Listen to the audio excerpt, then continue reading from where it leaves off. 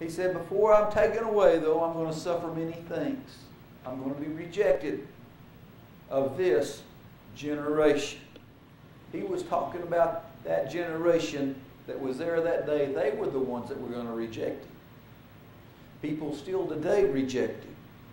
It's still alive and for us today, but they rejected Him and had Him hung up on a cross and crucified Him. They may not have been the ones that literally drove the nails into His hands, but it was their cries of crucify Him, crucify Him, that caused Him to be crucified. As it was in the days of Noah, so shall it be in the days of the Son of Man. They were eating and drinking, carrying on, not paying no attention to what was going on, could care less.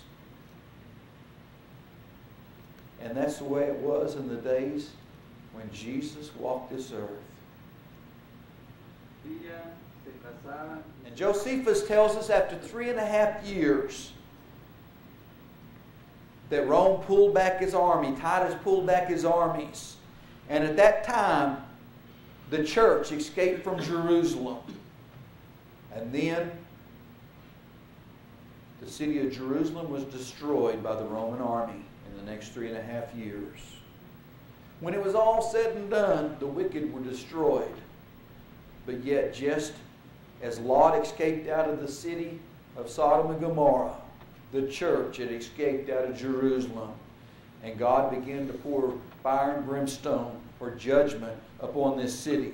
Now, as you go back into Matthew chapter 24, you will find almost word for word these very scriptures again.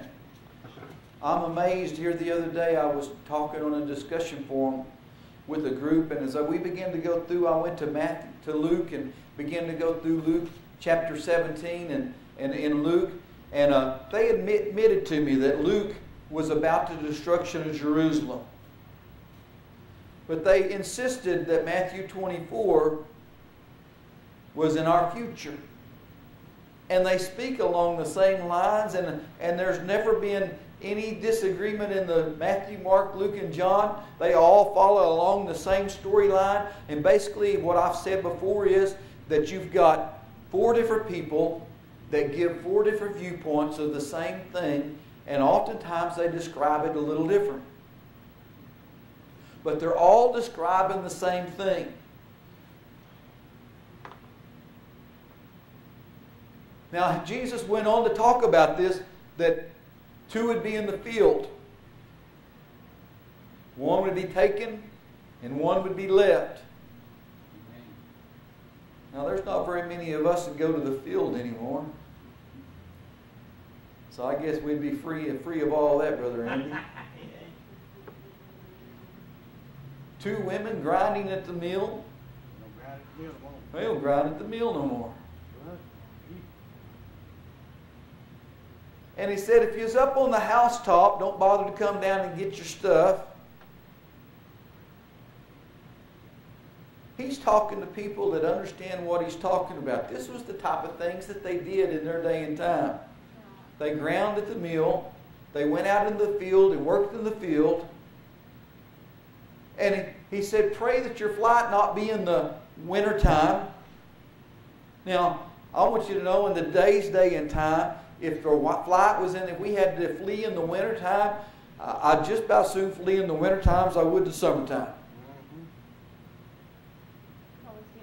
My car will run just as good in the winter time as it will the summertime. So it really doesn't matter what time of year it is if he's talking to us.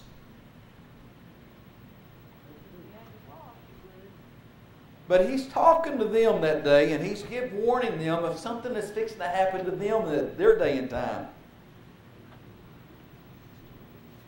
He said, pray that your flight not be on the Sabbath day. It wouldn't matter if our flight was on the Sabbath day today, nowadays or not. Used to, they had the blue laws, and you couldn't go to Walmart and buy anything at Walmart unless you had to have it. You could buy a pot and a pan if you told them at the cash register that you had to have that to cook the meal today. Then you could buy a pot and pan. Otherwise, there's not much at Walmart that you could buy when they had the blue laws in effect. But you know what? The blue laws aren't in effect anymore, and you can even buy alcohol on Sunday now. Used to, the last to fall was buying alcohol on Sunday. But if you want to go buy alcohol on Sunday, you can buy alcohol on Sunday now. I think the only thing that's restricted at all is just your hard liquor now. And you can go outside of the town and I think buy hard liquor. I'm not sure. I ain't bought none of that stuff in so long. I'm not real for sure. But I know for sure you can buy beer on Sunday, because the other day at the plaza, I watched this man had a beer ordered and he had it sitting on his table on Sunday. Used to, you couldn't do that. He wasn't talking to us, because it doesn't matter if it's Saturday or Sunday, whichever one you want to call the Saturday is really the true Sabbath. But Jesus said, esteem every day alike. A lot of people take and use a holy day as this is the day I got to be holy, but tomorrow I can live the devilish way, because this is the Sabbath, this is the one I got to respect. And Jesus said, esteem every day alike. This isn't a Sunday only experience or a Saturday only experience, but this is an everyday experience. And what I'm saying is it doesn't matter what day it is anymore, but back when Jesus was talking to them about their days, on the Sabbath day, the gates of the city were locked up. You couldn't buy or sell anything. Your home had to remain locked up. You just basically closed shop, and everybody done absolutely nothing on the Sabbath day. It was holy. Don't do anything.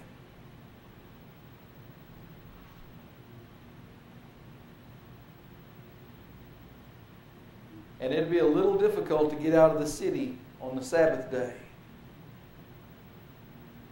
It would be a little difficult to come in from the field to get what you needed from your house in an emergency, because there was no vehicles. And Jesus said, when the opportunity comes to escape Jerusalem, pray that your flight not be on the Sabbath. But he said, there will be one in the field working, and one will be taken, one will be left. And the Bible does not say who is taken.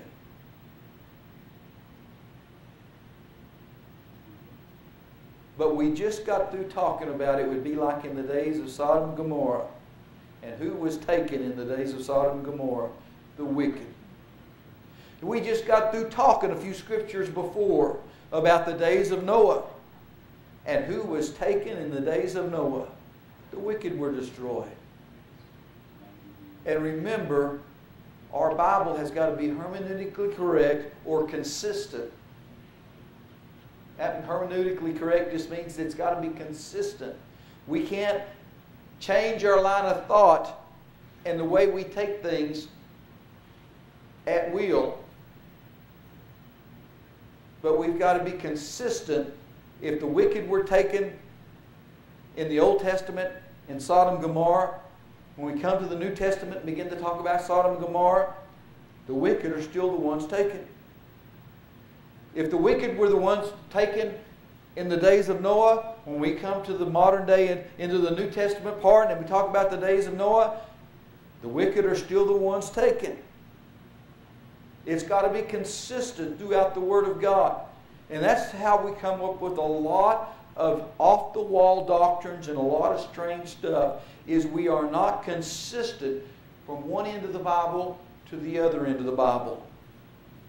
We have got to be consistent in our interpretation of the Word of God.